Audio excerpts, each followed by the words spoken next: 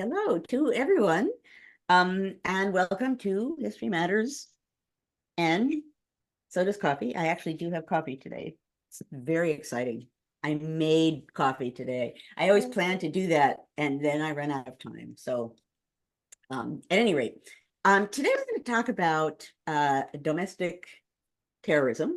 A light topic, but there's stuff to say, and I think a good discussion to be had on that topic, considering among other things, the year ahead. But before we plunge into that topic, I turn to my partner in crime, Annie, who will explain the rules of the game. Good morning, everybody. I'm Annie Evans from New American History, and I love Friday mornings because I get to be here with all of you and Joanne. We already have a very, very animated chat going here in Zoom land. If you are in Facebook, we assume that you're in there chatting away too. But the way this is going to work is every Friday, Joanne selects the topic, and then she talks about that for about 30 minutes. And meanwhile, I will be monitoring the chat. But if you have questions about today's topic, those need to go down below you in the Q&A. And in about 30 minutes, I'll be back and we'll take a look at those questions. See you in a bit. Okay, and if you are tuning in for the first time, please tell folks in chat. Be sure that in chat, whatever the magical thing is that you click and it means that you're speaking to everybody. Click that. But we have an amazing community of people here. I forgot to look, so maybe it's our I don't know what episode it is. I give up. I'm looking, I have my notes up, so I can't even see what. 198. I was gonna say, I think it's 198. We're coming up on 200, which we'll talk about in the after party. But there's an amazing community here. So if you are here for the first time, just tell folks, and you will get a robust welcome from the amazing History Matters community. Okay, so domestic terrorism. We, as ever, we'll begin with a definition. I can kind of see that, like but it appears that the color of my face is changing on and off, at least on my camera. So I apologize if it's happening on your camera. I have no idea why. But I do want to begin with definitions, as I often do when we're talking about a topic where such a thing would be handy. So I did, in preparation for this morning, look up the FBI definition of domestic terrorism. And I'm going to read that, or at least the basic FBI definition of domestic terrorism. Okay, so the FBI says it involves activities involving acts dangerous to human life that are a violation of the criminal laws of the United States or of any state, appearing to be intended to coerce a civilian population, influence the policy of government by intimidation or coercion, or affect the conduct of a government by mass destruction, assassination, or kidnapping, and occurring within the territorial jurisdiction of the United States. Now, it's interesting. I'm going to talk in a moment about swatting, and I also will have the definition here, although many of us know what swatting is. I looked that up too. If I can find it fast, I will even read it to you, but it's not appearing here. At any rate, swatting basically is, wait a minute, here it is, a practice in which someone calls the police to an enemy's home, claiming a violent emergency is taking place in the hope of, according to where I found this definition, I think this is New York Magazine, ruining the person's night or worse with an aggressive SWAT response. So it's called swatting because if you claim some horrible emergency is happening at someone's house, the goal of a SWAT call is to have a SWAT team come in, and it becomes a big emergency, and it's, obviously a form of intimidation. And I don't want to call it a prank because that seems harmless, and this is more than that. This is a form of intimidation. It's just some of what I want to talk about today in talking about domestic terrorists. Okay, so given those definitions, as I suggested when I announced this topic on various forms of social media, there certainly have been a number of swattings in the recent past, even just Christmas and after. So, today is January 12th. We're not talking about a lot of dates, and there have been many swattings. So, for example, on January 7th, somebody called 911 claiming that there was a shooting at the Washington, D.C. home of Tanya Chutkin, who's the federal judge overseeing the Trump January 6th case.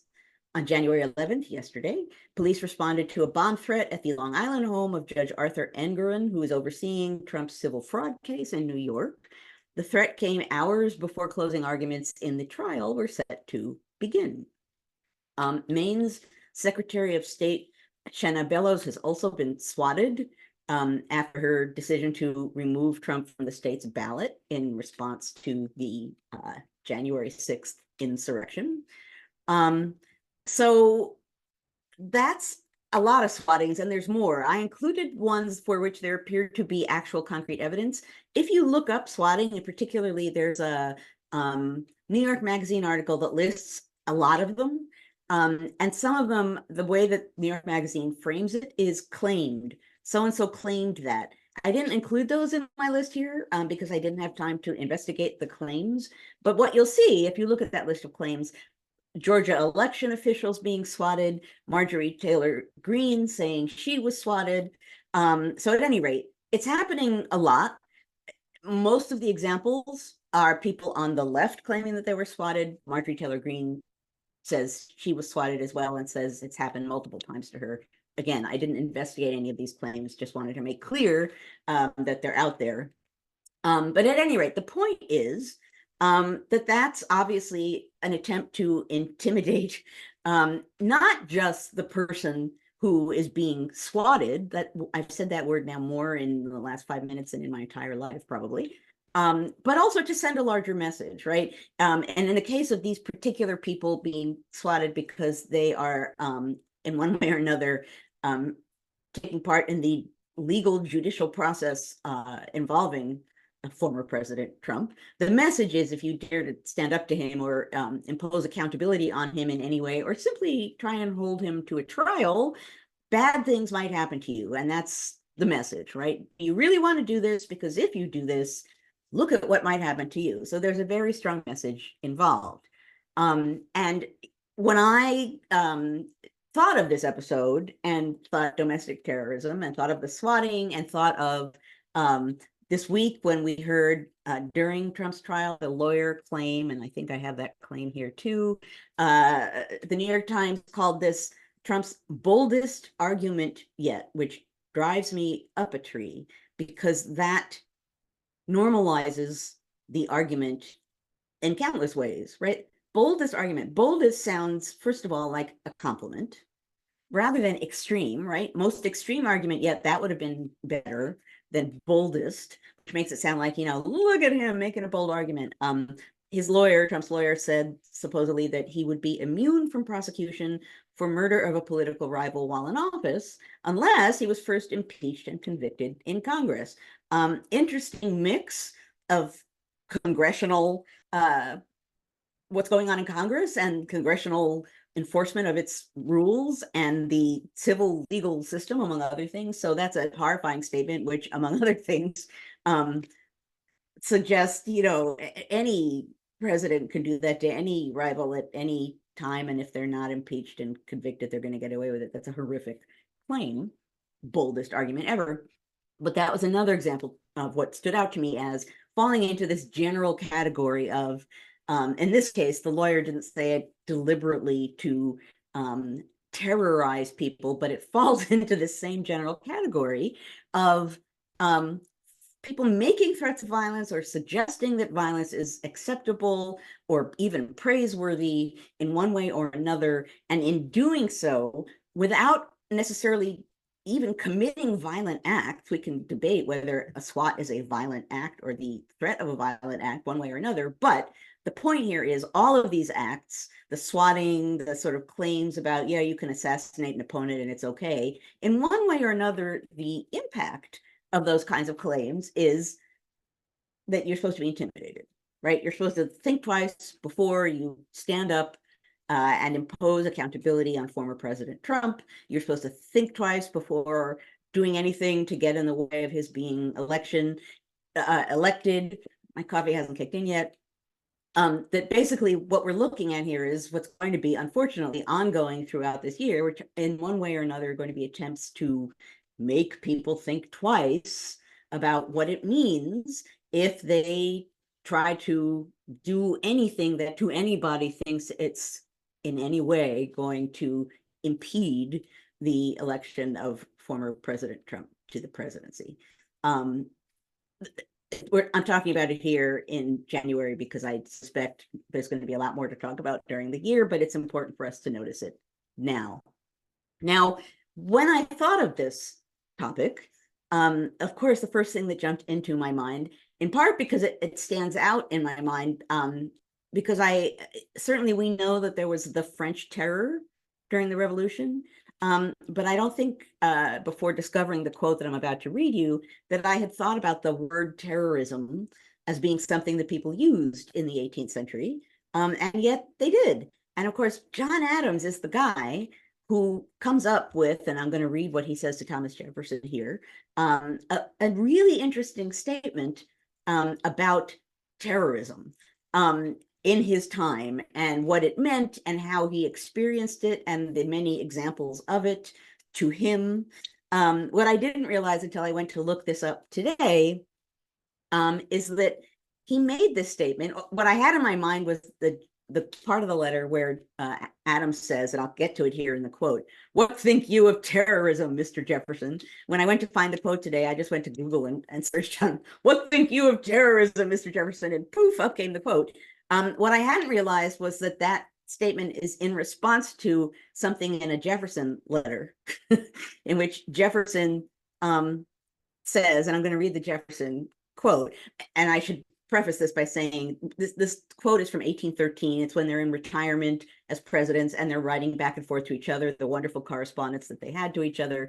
And Jefferson's letters were beginning to be published in various places. So suddenly, many people, including John Adams, are seeing for the first time some of the claims that Jefferson made in his correspondence. And if you look at their wonderful letters back and forth to each other, Adams responds to this when he sees it and it irritates him. He still remains in a friendly stance towards Jefferson, but he's irritated. This is one of those examples. So apparently there's a Jefferson letter in which Jefferson said, "The sensations excited in free yet firm minds by the terrorism of the day, none can conceive them who did not witness them, and they were felt by one party only." Okay, so Jefferson says, boy, you can't imagine what it felt like, the terrorism of the day, the 1790s, and they were felt by one party only. So he's saying, it's the Jeffersonian Republicans, it's the Republicans who were the ones feeling all the weight of terrorism. Well, this does not make John Adams happy. So I'm going to read you, I'll try and make the quote shorter as I read it. It's John Adams at his ranting best. He says, "Upon this subject, I despair of making myself understood by posterity, us, by the present age, and even by you. To collect and arrange the documents illustrative of it would require as many lives as those of a cat." And then he begins a list. "You never felt the terrorism of Shays' rebellion in Massachusetts. I believe you never felt the terrorism of Gallatin's insurrection in Pennsylvania." He's actually talking about the Whiskey Rebellion. "You certainly never realized the terrorism of Fry's most outrageous riot and rescue, as I call it, treason. You certainly never felt the terrorism excited by Genet in 1793, when 10,000 people in the streets of Philadelphia day after day threatened to drag Washington out of his house and effect a revolution in the government, or compel it to declare war in favor of the French Revolution and against England. The coolest and the firmest minds, even among the Quakers in Philadelphia, have given their opinions to me that nothing but the yellow fever, which removed Dr. Hutchinson and Jonathan Dickinson Sargent from this world, could have saved the United States from a total revolution of government." Adams is on a roll here. "I have no doubt you was fast asleep in philosophical tranquility." He's really on a roll now. "When 10,000 people and perhaps many more were parading the streets of Philadelphia on the evening of my fast day." So now he's president. "When even Governor Mifflin himself thought it his duty to order a patrol of horse and foot to preserve the peace. When Market Street was full as men could stand by one another, and even before my door, when some of my domestics, in frenzy, determined to sacrifice their lives in my defense. when all were ready to make a desperate sally among the multitude, and others were with difficulty and danger dragged back by the others, when I myself judged it prudent and necessary to order chests of arms for the War Office to be brought through by-lanes and back doors, to determine to defend my house at the expense of my life and the lives of the few, very few, domestics and friends within it. What think you of terrorism, Mr. Jefferson? Shall I investigate the causes, the motives, the incentives to these terrorisms? So his point here is, boy, was there a lot of this kind of stuff going on, and a lot of it was directed against me, John Adams, or against the people who I was siding with, right? So he's saying, yeah, very, very nice, your little quote there, Mr. Jefferson, that, you know, the terrorism of the day was only felt by people on my side. Adams is like, really? Here's a long string of examples of how I felt it. And of course, he goes, you know, blue in the face with how much he felt it. But his point is, sorry, dude, this wasn't just you. There was a lot of this going on. Now, this next quote, and then I will stop. He goes on and on and on and on. But this next quote is interesting. He says, the real terrors of both parties have always been and now are the fear that they shall lose elections, and consequently the loaves and fishes and their antagonists will obtain them, right? So he's like, what's really driving this is people being afraid that they're going to lose elections and the power and loaves and fishes that go with them. Now, he says here, again, the quote goes on for a very long time, continues on, that both parties, Federals and Republicans, excited terrors, experienced terrors. There was terror all around. But the point of the terror has always been, in one way or another, to claim power, to seize power, to have power, to keep power in one way or another. That's what it's all about. That obviously echoes some of what we're seeing at present. And it is important to say, and as I mentioned at the outset, Marjorie Taylor Greene has claimed that she was swatted as well, that you can and should, if you choose, look up and see all of the various examples of swatting going on and see who is claiming it and who actually has been and what side it happens on which. I don't think that what I'm talking about here is only necessarily being done by people on the right. However, people on the right in a massive, what do I want to call it? Not orderly, maybe organized kind of a way, are using these kinds of threats, not necessarily yet actual violence, but threats of the possibility of violence as a way of driving home the point again and again and again and again, that if you get in the way of former President Trump's election in 2024, you will pay a high price, right? That's the message being sent to judges. That's the message being sent to Americans watching this take place, right? And we see it echoed sometimes from pundits and in a variety of other places. Like, I don't know, like, is it more dangerous for us to really move forward on this, or maybe we shouldn't? If you are asking that question, like maybe it's not worth it moving forward with, oh, I don't know, the legal system and justice. Maybe that's dangerous. Maybe we shouldn't do it and we're asking for trouble. You already have been intimidated by threats of violence. If you are in a place where you're asking if just the basic legal system should be in operation, if basic accountability, not revenge seeking, but just basically proceeding with a trial, a free and fair trial. And if you're saying, I don't know if that's worth it because there might be trouble, you already have been influenced by these threats of violence, this sort of imposing or an invitation of ideas of terror. That's the larger point that I want to make this morning is, even if, and I don't even want to dismiss swattings as only, but even if we see nothing more than public officials getting in the way of former President Trump being swatted, even if that's all we were going to see for the rest of the year, if that gets some people to think, oh, maybe this isn't worth all the trouble, it's done what it's meant to do. You don't need the actual violence to impose terror, to intimidate people, to threaten people. I've talked about this many, many times before. It's a lot of what I talk about in my book, which is there is physical violence, or there was physical violence in the US Congress. But the important part of what was going on there wasn't the fact that it happened constantly. It didn't happen constantly.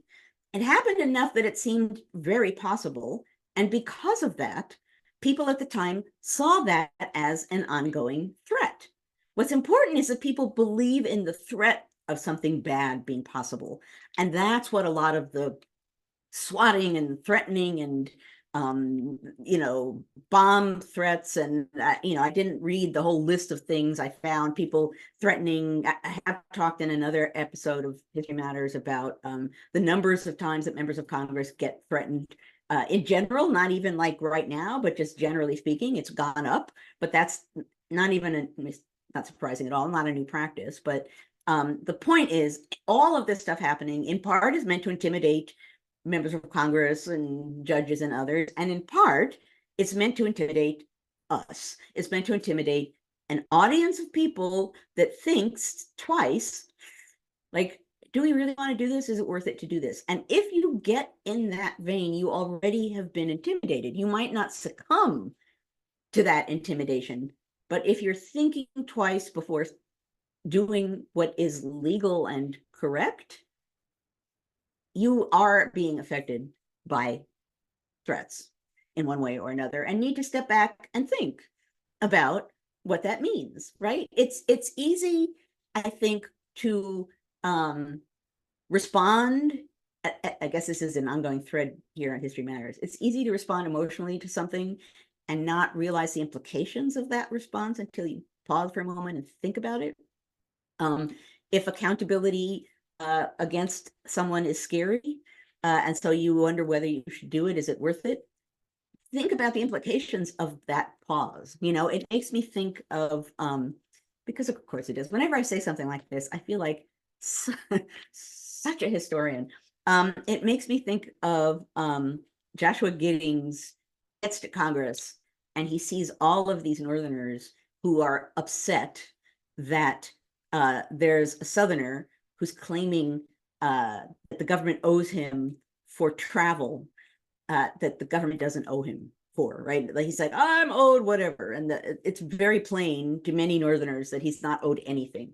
And what Giddings finds in private conversation with these Northerners is that none of them wants to stand up and say that, because the Southerner is a fighting man and they don't want to get attacked by him. They don't want to get challenged to a duel. They don't want to get in trouble. It's just not worth it. And there's a wonderful diary entry from Giddings in which he says, this is going to be a bad paraphrase, I cannot believe how fearful these Northern congressmen are, so that they won't even stand up and say, well, this is wrong. They'd rather sit back and allow it to happen because they're too intimidated by it. He's shocked.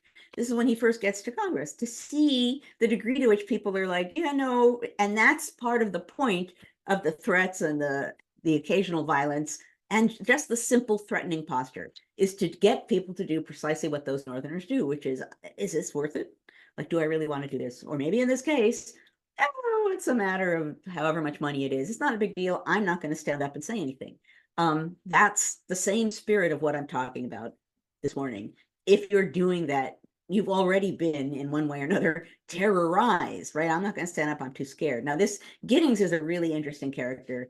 And in this case, and as well as many other cases, admirable, because his response to this is, and again, this is bad paraphrasing, you could find it all in the book somewhere.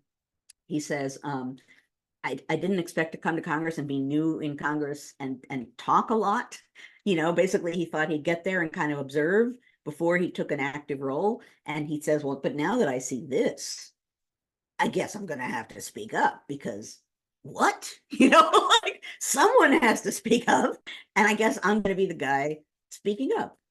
All of this is a long way around of saying that we need to move beyond looking at swatting attempts. And, again, I don't think the assassination claim was meant delivered in court explicitly to intimidate people. I think that Trump repeating it, like, yeah, later, yeah, I think that's right. That presidents need immunity. They have a certain kind of immunity. It's clearly trying to save his own skin, but there's also an inherent and implicit threat underneath all of that, and that we need to be sure that we go beyond like tisk tisk.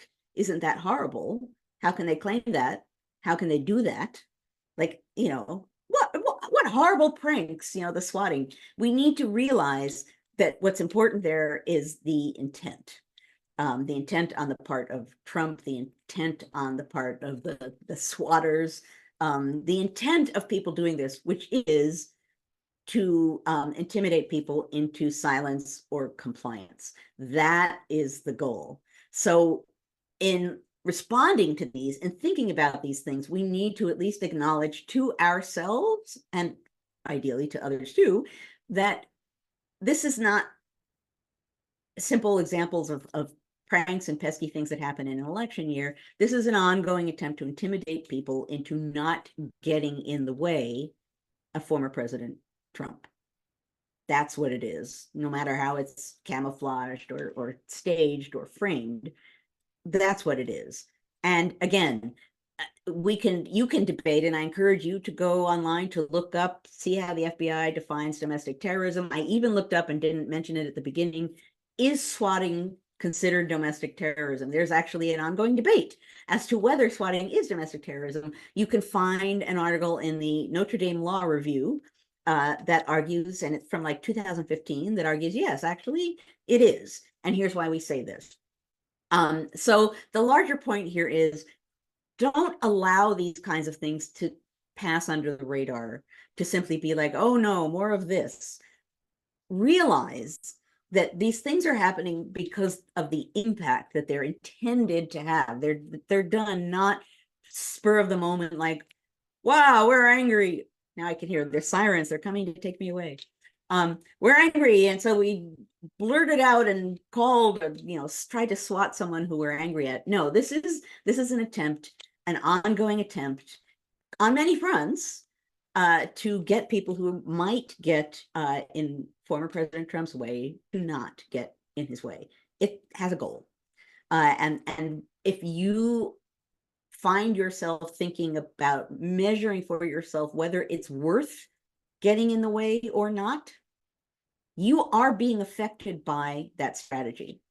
And you simply need to realize that and evaluate that among all the other things you're evaluating in the moment. Among the calculations that we will all be making in this election year, and we will be making various calculations, intellectual and otherwise, all year. I will be here with you helping and having calculations of my own. But as you make those calculations, at least be aware of the fact that what needs to go in there is also the intent of the people who are trying to intimidate you. The fact that they are doing that, the fact that they see that as a way to claim power, and the fact that you may or may not be affected by that kind of behavior. We are all potential victims of domestic terrorism, however you define it. We are. And in some cases, we are the intended victims.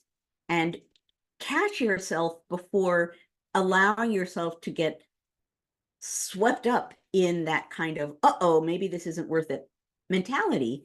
At least realize that when you do that, you are being affected by, at its heart, fear, terror of what happens if a certain accountability or a certain action that gets in the way of former President Trump goes through.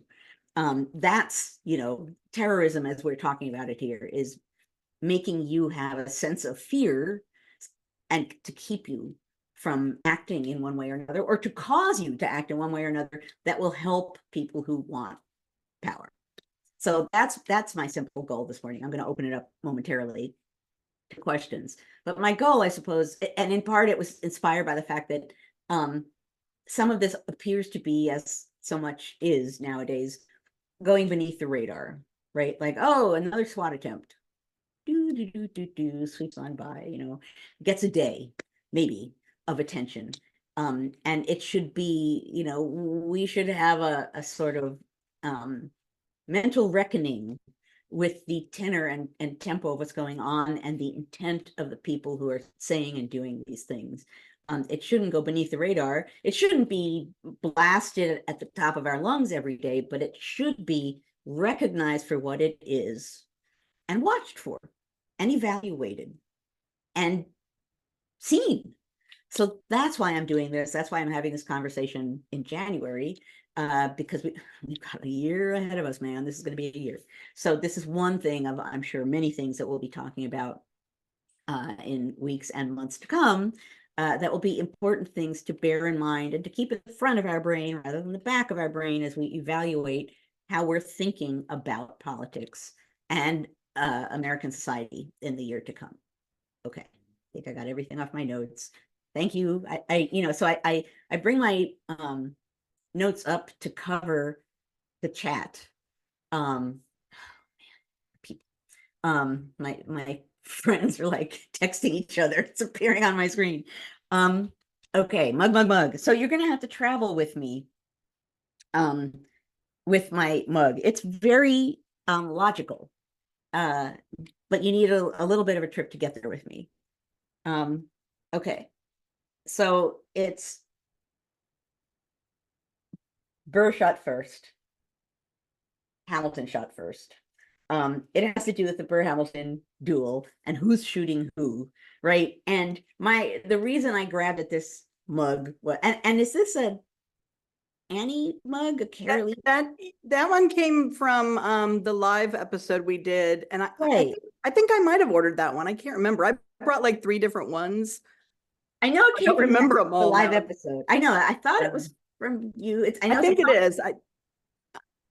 Carolee, I need your help. Do you remember? I know I brought a Monticello one.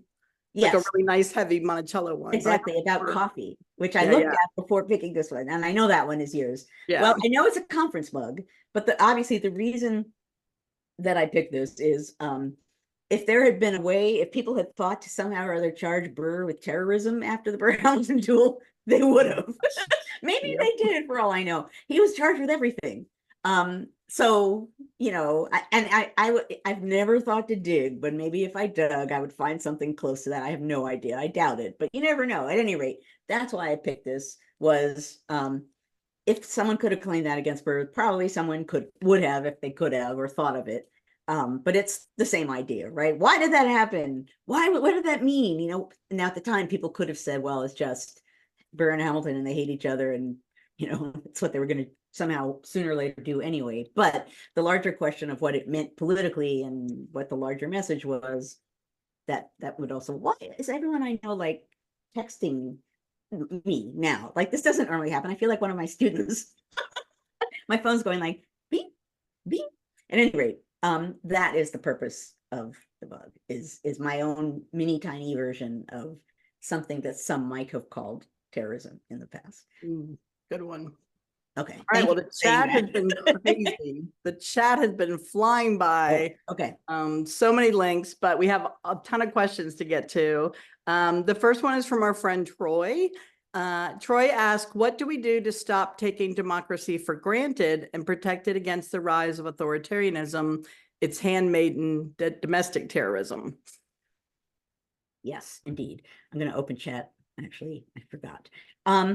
Well, so taking democracy for granted is, certainly we here at History Matters have been talking about not doing that as long as we've been here for 198 straight episodes. I think part of what we can do is precisely what we are doing now, and it's part of what I'm preaching all the time, which is simply don't assume, remember, I don't know if you have a bingo card, remember contingency, right? Remember that we, honest to goodness, have no idea what's coming. And I don't mean that as a threat, right? I don't mean that as, oh no, we're all going down together. We don't know, right? We don't know what's going to happen. And that might mean that good things will happen because people will stand up for what's right, for the rule of law, for legal cases going through, for free and fair elections, and all the things that should be there. Accountability, in a democracy. That all might happen, but we certainly need to be aware of the fact that it might not. and that we might end up being okay and we might not. And I don't know, no one knows what the likelihood is. But the more we realize that and get remove ourselves from what I think is such a deep rooted visceral sense of American exceptionalism that we don't even realize we have it, that we need to remove ourselves from that and help others remove themselves from that as well. It's so ingrained in us through school and anything else that we as a nation are an exception to all the rules that shape other nations, that we're somehow better and more invulnerable, and things that happen in other countries, they don't happen here, and we always end up okay, and it's the United States. And you can recreate that message in any number of ways, but the larger message being it's always okay, we're always okay, this is the United States and we're different from everybody else. That's not a good message right now. Right? Like we're seeing on a daily basis the ways in which things that are happening here are happening in a lot of other places, and we don't have any proof necessarily that we're going to be okay. We don't have proof that we're going to go to hell in a handbasket, but don't sink into the easy satisfaction of American exceptionalism. It's always been okay, and so it will. Sometimes people even, they refer to my book as evidence of that. Well, look at Joanne Freeman's book, right? It's a much worse time and we were okay, so we'll be okay now. That is not the message that I want you to take from my book, right? The book is telling you ways in which people can use threats and violence to claim power. That's a better message to take from my book. So that's a very long answer. But a short part of the answer to the question, what can we do, is to really not sink into the comfort of American exceptionalism. And really, really, as I've said a million times, and many of you have as well, be aware and alert to the intent of what's going on around us. Not, first of all, be aware and alert to what's going on around us. Watch for the patterns, watch for the implications, pause and consider before emotionally responding, and think about the intent. All of these things, if you were studying this present period as a historian, you would be doing all of that, right? When I look back, when I studied Congress in the 1840s and I see people threatening each other or, pulling a gun, I ask myself, okay, so now what would be the reason? Why would he do that? And perhaps the answer is, he's a weirdly violent human being. There was one guy that was just like, he's weird and violent. So sometimes that's the case, but more often it's strategy, it's political strategy. So then I have to ask, what's the intent? What does this person want? What are the implications? What was the impact? How did other people look at it? What does it tell me about the politics of that moment? What can I see that maybe they couldn't see in that moment? And in a sense, I'm encouraging all of us to be in the present moment, but to ask questions like historians, to, while we're in the moment, to look a little bit above it and watch for patterns and implications and think about the larger meaning of what we're seeing, because it's going to really, really matter. It always does, but this year particularly. That was a very long answer, but it was a good one. The chat went nuts. Okay, so Doug, I'm not sure, it says Doug B. I'm not sure if I remember having a question from Doug B. So Doug B, if you are new, let us know. His question is, does swatting and doxing have any 19th century analog? Swatting and doxing. Well, so doxing is technology is involved in part. So, if doxing really, and again, I'd have to get an exact definition here, but if the idea of doxing is that you expose to a mass audience private details about address, phone number, social security number, to expose them and invite people to attack them, it would be harder to do that in a mass way with the same power as obviously you can with current technologies. As far as swatting, I'm trying to think of a specific example. Generally speaking, when I think about people doing things in the 19th century to terrify people, I think of rioting, or I think of some of what John Adams is talking about, but I think of rioting or violent protests with armed people. who aren't necessarily using weapons but have them. I think more of that. But certainly there are cases of people's homes being threatened, actually people's homes being torn down.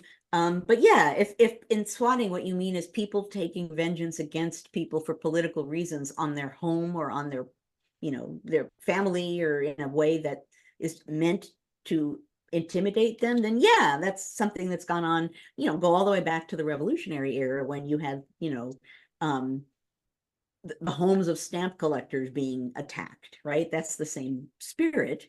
Is first of all, make people not want to be stamp collectors for the stamp tax, right? The stamp tax collectors. You don't want people are going to think twice before wanting to collect the stamp tax if they think that their belongings might be destroyed. And that's the same spirit of it. So the short answer is the spirit of it. Yes, it certainly has been around before. All right, good question, Doug. Dave, our good buddy Dave, asks, is swatting illegal at the local, state, and federal levels? Have the laws kept up with society? And I don't know that for sure. I did see, and it might be different state by state. Oh, I'm going to come back to this question that Dale just asked, but before I come to that, I did see reference to it as a criminal act online, but I did not investigate who declares it criminal or where it is criminal. It's a really good question. So first of all, I don't know if there's a uniform answer to that. And the fact that some people refer to it as a criminal act, you will have to investigate and find that out. It's a false police call, says Kay. So yeah, I would assume that it is illegal. But there's a question here, which is what is illegal and what is enforced. Yep. Those are two very different things also to bear in mind. Yeah, when we had the chat, when you were talking earlier, I was telling them after Unite the Right, how many times we had fake bomb threats called into the schools in Charlottesville for 2 years. I mean, it went on and on and on and on, and people saying that people were going to bring guns and shoot everybody, and we had to keep evacuating. And they did catch, one was a student from the neighboring county, and he was 17, so he got charged as an adult and spent a year in juvenile detention, 2 more in adult jail. They threw the book at him as an example. It was really hard, but another man was a 60-some-year-old man in Pennsylvania. There have to be people here who are as old as I am. When I was in grade school, there were bomb scares all the time, constantly. And we were being marched out of school. This was in, I guess, Westchester County. I remember constant, and I looked it up even. I was like, is this in my brain? And it's been a long time. I looked it up, and there were a lot of bomb scares, and I don't remember any more about it other than, that did actually happen. It wasn't just me, remembering. I don't know what prompted that specifically, but yeah. The question I wanted to go back to was, Dale said, did James Callender dox Jefferson with his exposing of the Hemmings affair? I think, I don't know if I would call that, someone can handily look up the precise definition of doxing. If doxing means exposing, identifying information so that other people can attack you, meaning social security, address, phone number, job, whatever, then this would not qualify as that. If doxing means, but I think it must. I can't imagine that doxing means just exposing something personal about someone. That's such a broad definition of it. That's certainly what Callender did, is, try and expose something very personal about Jefferson to do damage. But I don't know if I'd call that doxing, but I'm going to catch up. Duck and cover. Well, I do remember duck and cover drills against nuclear attack, but that was something different from the bomb threats. Yeah. At any rate, someone can tell me, can look up the formal definition of dox. Oh, Sean got it there, it looks like. Okay. Says the word doxing comes from releasing someone's personal documents online to embarrass or harass. That's what I thought. So I wouldn't call the Sally Hemings thing a doxing, although the spirit of it, some of the spirit of it is shared. Yeah. All right, our good friend Gloria. Hi, Gloria. Gloria asked, would you characterize the recent blocking of bridges and tunnels by protesters in New York? How would you characterize those? Well, so this gets us into a conversation about what is protest versus what is terrorism. I think, if protesters are blocking roads, and not committing an act of violence or threatening anybody, but they're just blocking a road, that's an act of protest.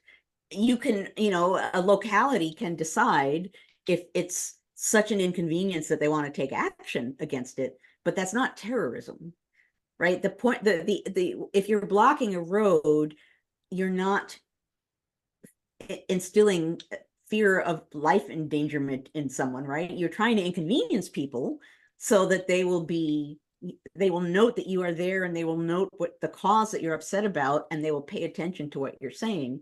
But and this could be a different conversation that we could have if my friends don't stop talking to each other, and They're very chatty today. I'm gonna totally yell at them after, because every time it's like ding, woohoo, like all these noises are happening while I'm talking. I was talking about protest. It's another conversation we could have, which would be, how do you define protest or not, right? And some people had this conversation about January 6th, like, oh, it was a protest. Well, if they had congregated outside of the Capitol, even with the gallows, right, and nasty signs, and screamed, that would have been an act of protest. Once they tried to break into the Capitol with like ties to get people and weapons, and yes, there were weapons, that's no longer an act of protest. That's an attack, right? So protest, even getting in the way, I mean, think of the entire civil rights era, right? Getting in the way so people notice you is an act of protest. If you do that and then become violent, that's a different question. And again, a different conversation we can have. But I don't think you can equate blocking roads or bridges with terrorism. All right. Miranda has a question. She says, how do we differentiate between a domestic terrorist act and a violent uprising? She's using John Brown's raid as an example. Violent blow against slavery or domestic terrorism? Ooh, John Brown. Is it domestic terrorism? Wow. That's a question. I mean, if it's a violent act intended to make people fear for their action, I suppose you could say it might be considered that, right? I mean, it was violent. It was a violent act of protest, but it was meant to be violent and instill fear. It's a really interesting, right? Terrorism, they're not using that word, I think, in the same way that we now use it, or with the fluidity with which we use it nowadays. But, obviously John Adams is using it in 1813. I would be curious, before I keep going on about this, because now I'm really curious, good trouble. Thank you, Susan. Could someone, while we're talking here, Tim, look and see if people have declared, scholars have discussed John Brown's actions as terrorism or not? I don't know if there's scholarship on that. Carol Lee said that at Harper's Ferry, the park ranger said, was he Saint John the Just or Osama bin John? Yikes. Okay. Yeah. I don't think I would expect a ranger to pull that. No, that's a little surprising. Religious undertone into that. That's, to me, not a good. I was a park ranger and we weren't trained that way. That's all I'm going to say on that one. Anyway, I will let that sit, because Gloria says there is a book. I see Tim says John Brown, hero or terrorist. That's a lesson. A lesson from digital history. Yeah, I just wonder if scholars have talked about it or not, and I don't actually know the answer to that. That's actually really, what did I just see here? Teaching American history, was John Brown a terrorist? Okay, so clearly there's a conversation going on. I don't want to weigh in. So if I were doing this as one of the questions I wanted to talk about, I would be reading all of this before talking. Yeah. Maybe that's next Friday. We have a whole episode on John Brown. All right. Do you want to go on to the next one, or are we still thinking about John Brown? I want to go on to the next one, but I do want to point out a phrase here in what Tim just posted: John Brown's body, elites, heroic embodiment, and the legitimation of political violence. I do want to just point out the phrase legitimation of political violence, because some of what, normalization is another kind of way of referring to this. We're seeing some of that. Some of what we're talking about today also has to do with that as well. Normalizing it, making it seem legitimate, like unfortunate, unpleasant, and yet legitimate, and it isn't. Anyway, let's move on. But I think that's a really good question. And I talk about it, that would be a really interesting thing to discuss, even in a classroom situation. How do we understand, how did people understand John Brown at the time, and how might we understand him? Carolee, write that down. That might be a new lesson we work on. Gloria says she's going to find the book scholars have talked about with John Brown and Chambers, which would not surprise me. I just don't know that scholarship. Gloria, send me that title too. Okay, Troy has another good question. He says, if democracy is always defined as a deliberative process, won't it always be playing catch up to all other forms of terrorism unless we start those deliberations now? Those deliberations meaning? That democracy is always defined as a deliberative process. Oh. So aren't we constantly just always playing catch up with terror? In some way, I suppose the answer is yes. I mean, I've talked before about, it's sometimes the glories of democracy or the vulnerabilities of democracy, which is it's grounded on public opinion. Public opinion can be easily swayed. There are all kinds of soft spots in a democracy. The freedoms of democracy mean that there are vulnerabilities in it that unfriendly powers of various sorts can take advantage of to do damage. And that's simply true.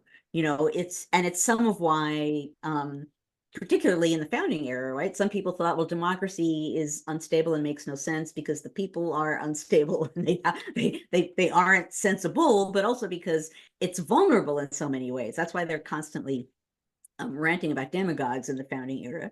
The demagogue is if you are a democratic form of government, it means that you can take advantage of that to appeal to the people and pander to them and say whatever they want to hear to get power, and then do whatever the heck you want with the power once you have it. And that's sort of a built-in vulnerability to democracy. It's why democracy as a form of government, any democratic government, doesn't go of itself, needs an informed citizenry that's alert and aware of what's going on, that understands what threats look like. This is part of why we've talked about this before too. I can say that about anything now. We've talked about this before because we had so many episodes, but we have early on talked about why people like Thomas Jefferson wanted citizens to have at least 3 years of education, because they, among other things, need to understand what threats to the republic look like so that they can be aware to stop them. Democracies are vulnerable.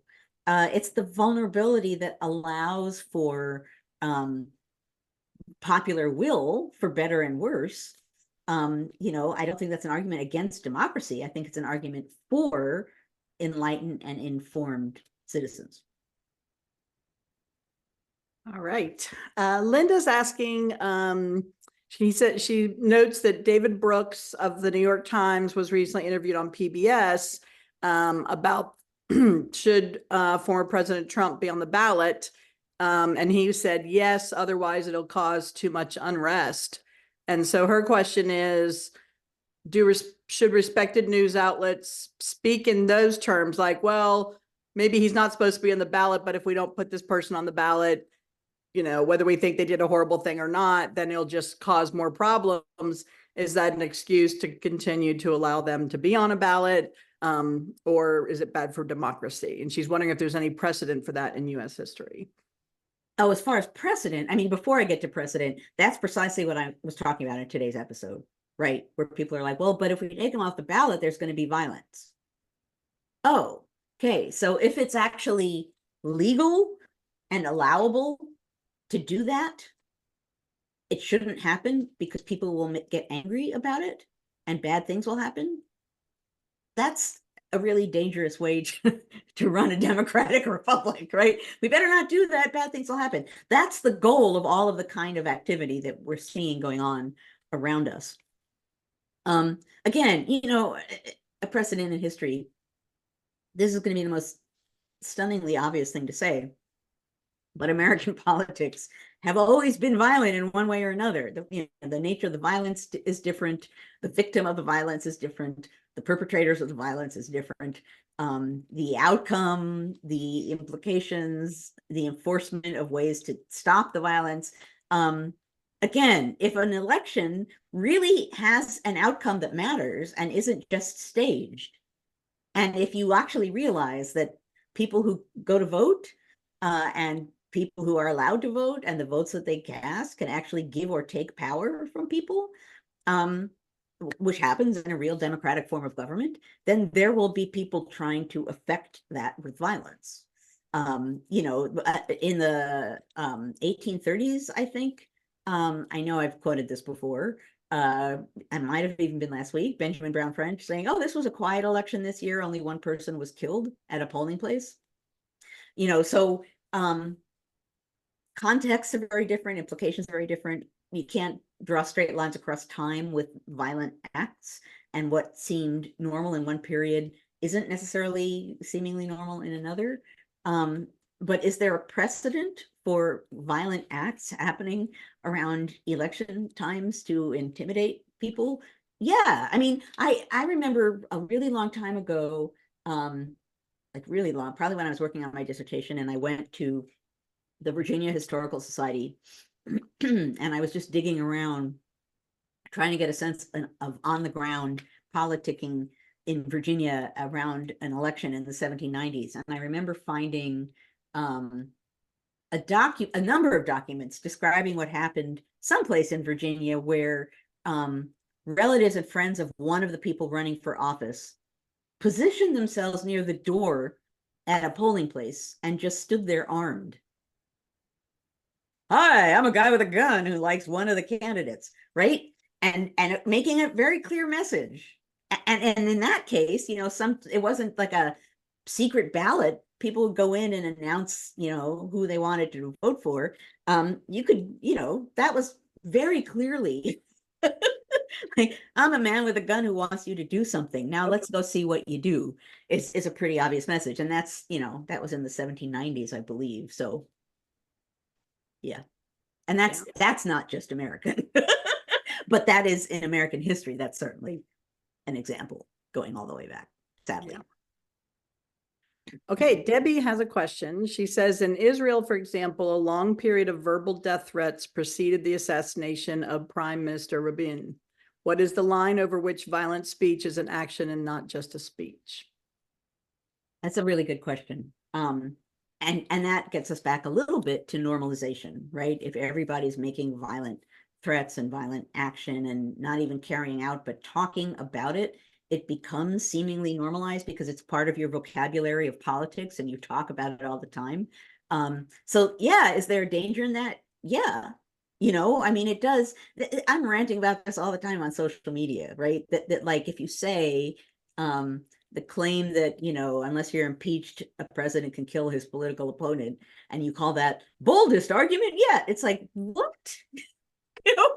What? Boldest argument yet? Like, really? Like, that's where you're going to go with that? And so that's somehow it remotely normal as an argument? I don't, stochastic terrorism. So, and actually, does someone want to come up with, I meant to do that and I forgot today, to come up with a definition, an accepted definition of stochastic terrorism would be good for someone to put into chat. I meant to copy that down so I could read that to you too, rather than me trying to invent the definition. And I will not try to define it because I know that there's I looked it up this morning and forgot to write it down. I'm sure somebody will have it momentarily in the chat. I was going to say, because these are the amazing people we have here. Yep. At any rate, the overall, I see we're at 11:01. The overall message here is to not let some of the acts that I've been talking about in my comments and that we've been talking about here, to not just let them slip beneath the radar screen because it's like just another one and it was just a threat and nothing happened and the police caught this person and it's just fill in the blank of what it just is. It's meant to have an impact. It's meant to send a message. And if, as you suggested a little while ago, Annie, you know, people saying, well, keeping them off the ballot's going to make people violent, so maybe we shouldn't do that. That person's already been sucked right into that zone, right? Ooh, if we do this thing, it could be bad. Let's not do the thing.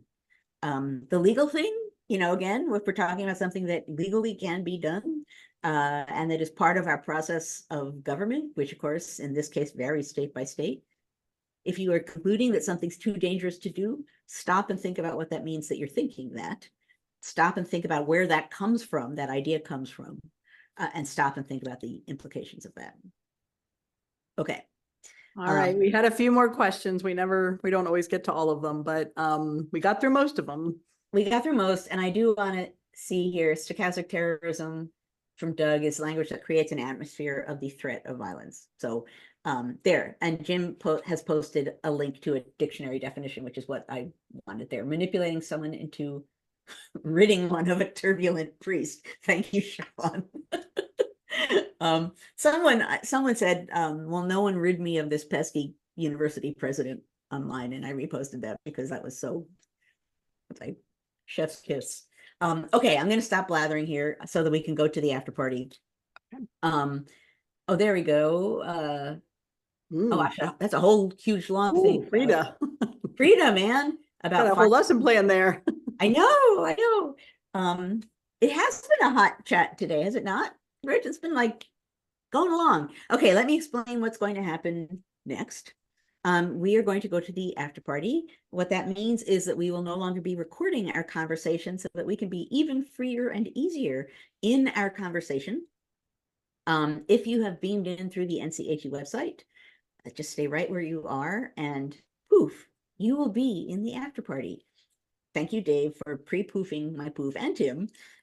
If you are watching us on Facebook, you need to leave Facebook and go to ncheteach.org/conversations. That's ncheteach.org/conversations. And then you too will poof be in the after party. Pre-poofing is good, actually. So before we poof and head off to the after party, I do want to say, as ever, excuse me, thank you all for being here for the conversation of democracy. It's going to be a very important conversation of democracy that we're going to be having this year for certain. And Annie and Claire, I feel like I need to thank John, and I don't even know if he's here right now. So I'm going to just keep thanking John, but thank you, Annie and Claire, too, for making this possible. Thank you guys for being here, truly. We always matter in having this conversation. This year, we really are going to have a conversation, an ongoing conversation. It's going to be a lot that's happening. And I, as a historian, that's a pretty darn safe prediction. Yeah. So there's going to be a lot that we're going to have to work through together to see what we think about things. And as ever, whatever we're talking about here, you know, you can think it through. You can talk about it with friends and family. You can go out and protest with it, be an activist with it, whatever you want to do, however you want to take it away. You can use these conversations to inspire you to take action on your own. And that's always something I hope we'll take away and do.